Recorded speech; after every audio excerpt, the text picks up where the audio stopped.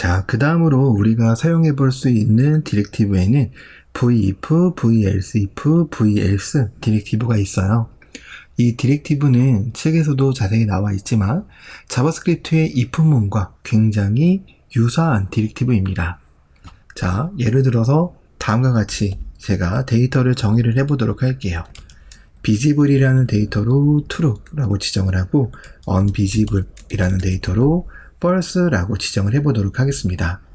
자, 그리고 나서 여기에 어떻게 내용을 작성할 거냐면 p택으로 v-if 디렉티브를 사용해서 visible이라는 데이터를 할당하도록 할 거고요. 여기에 이 요소는 렌더링 됩니다 라고 적을 겁니다.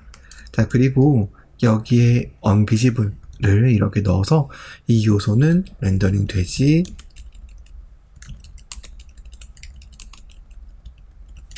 않습니다 라고 이렇게 적어보도록 할게요. 그리고 나서 최종적으로 어떻게 출력되는지 한번 확인을 해보도록 하겠습니다. 그러면 보시는 것처럼 이 요소는 렌더링 됩니다 가 이렇게 나오는 걸 보실 수가 있는데요. 이는 결국 v-if 디렉티브에 할당되어져 있는 데이터의 값이 참으로 평가가 될 때만 해당 요소가 렌더링 되어졌다 라는 것을 확인해 보실 수가 있습니다. 쉽게 말하면 v-if 디렉티브는 해당 디렉티브에 할당되어져 있는 값이 참일 때만 해당 요소를 렌더링하는 그러한 디렉티브다 라고 생각하시면 됩니다. 자, 그러면 이 v-if 디렉티브 말고 v-else-if, v-else라는 디렉티브도 있는데요. 여기에 condition이라는 어떤 값을 하나 더 정의를 하고 여기에 a라는 값을 할당하도록 하겠습니다. 그리고 나서 다음과 같이 적어보도록 할게요. v-if가 만약에 컨디션이 a면 컨디션은 컨디션입니다. 이렇게 한번 출력을 해보도록 할게요. 그럼 현재 a니까 해당 디렉티브가 참으로 평가가 되어져서 출력이 되겠죠? 그러면 다음과 같이 이렇게 출력이 됩니다. 자, 만약에 b면 어떻게 될까요? b면 당연히 해당 디렉티브가 참이 되지 않기 때문에 화면에 아무것도 보이지 않게 됩니다. 자, 이럴 때는 이제 우리가 v-else if 디렉티브로 그 다음 조건을 이렇게 적어줄 수가 있는데요. 이렇게 적어주게 되면 해당 디렉티브가 참으로 평가가 되기 때문에 다음과 같이 나오게 되는 것을 확인해 보실 수가 있습니다. 이러한 v-else if 디렉티브는 여러 개 사용할 수 있지만 v-if 디렉티브 없이 단독으로 사용하는 건 불가능하고요. 항상 v-if 디렉티브 다음에 v-else if 디렉티브가 와야 된다 라고 생각을 해주시면 되고요. 마지막으로 v-else라는 디렉티브도 있는데 v-else 디렉티브는 이 위에 있는 것들이 전부 다 거짓으로 판명되었을 때 자동으로 렌더링 되는 그러한 특징을 가진 디렉티브다 라고 생각하시면 되고요. 그렇기 때문에 만약에 여기를 F라고 이렇게 적어주게 되면 아무것도 조건에 만족하지 않기 때문에 이 마지막 게 렌더링 되어져서 이렇게 보여지는 것을 확인해 보실 수가 있는 겁니다. 자, 이런 식으로 v-if와 else-if, v-else 디렉티브를 사용할 수가 있고요. 그리고 이러한 v-if, v-else-if, v-else 디렉티브와 유사한 또 다른 디렉티브가 있는데 그건 바로 v-show 디렉티브입니다.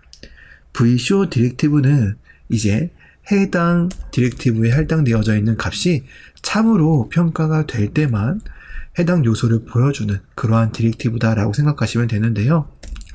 현재 컨디션의 값을 a로 맞추고 v-show 디렉티브를 다음과 같이 적으면 컨디션은 a가 맞기 때문에 참으로 평가가 되어서 해당 요소가 보여지게 됩니다. 자, 근데 만약 b로 하게 되면 이렇게 안 보여지는 걸 볼 수 있죠. 자, 그러면 v-show와 v-if는 얼핏 봤을 때는 비슷해 보이는데 어떤 차이가 있을까요? 한번 확인을 해보도록 하겠습니다. 일단 안 보였을 때의 차이를 봐야 되는데요. 이 v-if로 a, v-show로 a로 지정했기 때문에 현재 컨디션은 b라서 둘 다 안 보여야 됩니다. 근데 이게 실제 어떻게 출력이 되는지를 한번 확인을 해보도록 할게요.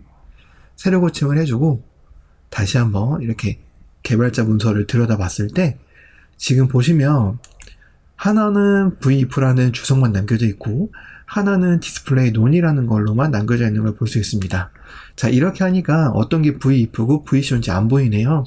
그래서 여기 추가를 할게요. 얘는 VCO고 얘는 VIF다 라고 추가를 하고 저장을 한 다음에 다시 한번 확인을 해보도록 하겠습니다. 그러면 둘 다 안 보이는 건 매한가지인데 지금 보면 이 VCO 같은 경우는 CSS의 디스플레이 속성을 논값으로 적용한 것처럼 이렇게 렌더링 된 걸 볼 수 있죠. 이는 결국 VIF나 VCO나 어쨌든 해당 디렉티브의 참 여부로 렌더링 여부를 결정하는 건 맞는데 VIF 디렉티브는 아예 화면에 태그조차 렌더링 시키지 않고 대신에 VCO 디렉티브는 태그는 렌더링 시키지만 걔를 그냥 디스플레이 논 시켜서 처리를 한다 라는 이런 처리 방식의 차이점이 존재한다는 것을 확인해 볼 수가 있습니다. 그렇기 때문에 내가 어떤 토글 버튼처럼 일시적으로 화면에 나타났다가 보여졌다를 반복해야 되는 요소라면 VCO 디렉티브를 사용하는 게 어떻게 보면 성능적으로 유리할 수 있고요. 자주 변경되거나 보이거나 하지 않는 것들이라면 애초에 화면에 렌더링 되지 않는 이런 VIF 디렉티브를 사용하는 게 더 성능성 이득이 될 수 있을 거라는 것도 같이 알아두시면 되겠습니다.